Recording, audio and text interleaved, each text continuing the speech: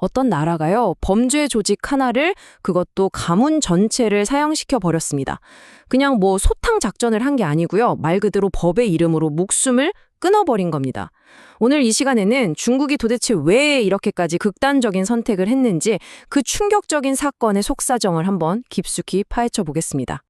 네, 여러분, 잘못 들으신 게 아니에요. 2026년 1월 30일, 중국이요, 딱 한 가문에서만 무려 11명을 사형시켰습니다. 한두 명도 아니고요, 가문의 거의 핵심 멤버들을 같은 날, 같은 시에 처형해버린 거죠. 이건 국제사회에서도 거의 전례를 찾아보기 힘든 그야말로 번개처럼 빠르고 아주 단호한 조치였습니다. 저 바로 이 지점에서 진짜 궁금증이 생기는 거죠. 대체 무엇이 이 세계 인구 1위 대국 중국을 이렇게까지 빠르고 또 가혹하게 움직이게 만든 걸까요? 그 답을 찾으려면요, 우리 다 같이 시간을 좀 거슬러 올라가야 합니다. 모든 사건이 시작된 곳, 바로 미얀마 국경의 어느 한 도시로 말이죠. 사건의 무대는 바로 여기, 미얀마의 국경 도시 라오카이입니다. 겉보기에는 그냥 평범한 소도시처럼 보이죠? 하지만 사실은 수십억 달러짜리 거대한 온라인 사기 제국의 심장이 바로 이곳에서 쿵쾅거리고 있었습니다. 이 어마어마한 범죄 제국을 손에 쥐고 흔들었던 게 바로 4대 가문이었습니다. 자, 이 표를 좀 보시죠.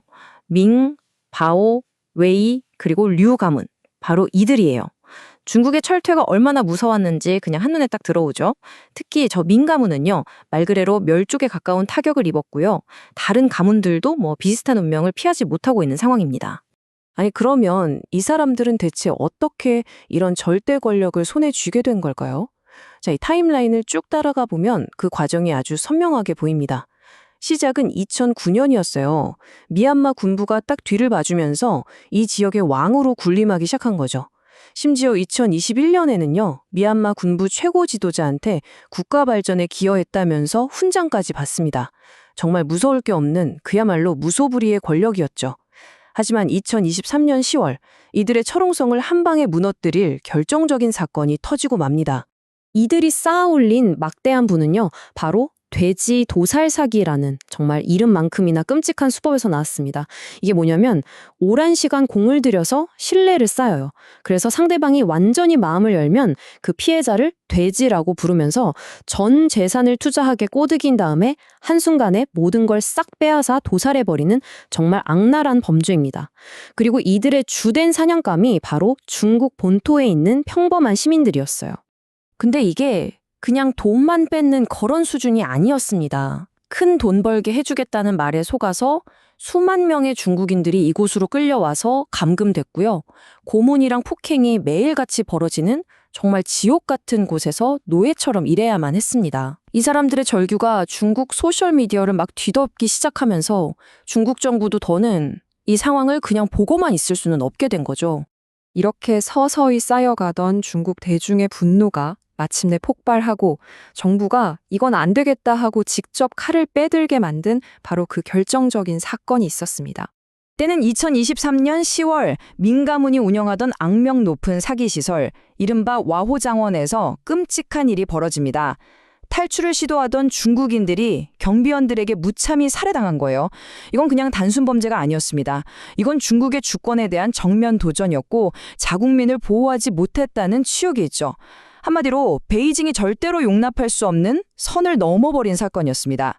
자, 그리고 바로 이 순간부터 중국의 대응은요, 그냥 범죄 조직 소탕 작전 이런 수준을 넘어서 그야말로 한편의 영화 같은 지정학적 복수국으로 확 바뀌게 됩니다. 여기서 중국이 둔 수가 진짜 기가 막힙니다. 보세요. 원래 4대 가문의 든든한 뒷배는 미얀마 군부였잖아요. 근데 이 동맹을 그냥 버려요. 대신에 오랫동안 이 군부랑 싸워왔던 민족 반군 MNDA의 손을 딱 들어준 겁니다. 한마디로 내 적의 적은 내 친구다. 이 고전적인 전략을 현대 지정학 무대에 완벽하게 써먹은 거죠. 작전은 정말 한치의 오차도 없이 번개처럼 진행됐습니다. 반군이 공격해서 라오카이를 점령하고 4대 가문 수장들을 싹 다 체포해서 그대로 중국 경찰한테 넘겨버립니다. 그리고 중국에서는 볼 것도 없이 신속한 재판 끝에 바로 사형이 집행됐죠. 그야말로 일망타진, 완벽한 시나리오였습니다. 근데 여기서 중국의 또 다른 노림수가 보입니다. 이들이 얼마나 잔혹했는지를 보여주는 이런 자백 내용 있잖아요. 이걸 언론에 그대로 흘려버린 거예요. 왜 그랬을까요? 자, 보세요. 우리가 처단한 놈들이 바로 이런 악마 같은 놈들이었습니다. 라고 보여주면서 전례 없는 사법 처리에 대한 국내 여론의 지지를 아주 확실하게 다져놓은 거죠. 정말 영리한 미디어 플레이라고 할 수 있습니다. 하지만 여러분, 이야기는 이 라오카이라는 도시 하나에서 끝나지 않습니다. 사실 이번 사건은요, 중국이 지금 동남아시아 전역을 무대로 벌이고 있는 사기와의 전쟁이라는 훨씬 더 거대한 그림의 딱 한 조각에 불과하거든요. 중국의 목표는 아주 명확해요. 태국, 캄보디아 같은 주변국들을 계속 압박해서 범죄자들을 다 넘겨받고 쉐이코코나 KK파크처럼 아예 도시 규모로 운영되던 거대 사기 단지들을 박살내는 겁니다. 이건 뭐 한두 조직을 없애는 차원이 아니에요. 이 지역에 자리 잡은 범죄 생태계 자체를 그냥 뿌리채 뽑아버리겠다는 시도인 거죠. 자, 그런데 말이죠. 이 거대한 전쟁, 과연 중국의 압승으로 끝나고 있을까요? 현실은 그렇게 간단치가 않습니다. 라오카이가 무너지니까 이 범죄 조직들이 곧바로 다른 곳으로 싹 이동했습니다. 캄보디아에서는 사업이 여전히 잘 돌아가고 있고요. 미얀마의 또 다른 분쟁 지역으로 근거지를 옮기고 있습니다.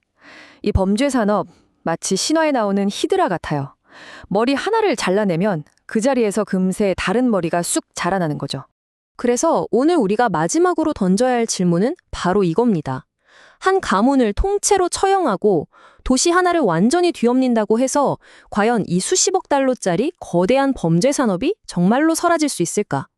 아니면 이건 그저 끝나지 않을 전쟁의 또 다른 시작을 알리는 신호탄에 불과한 걸까요?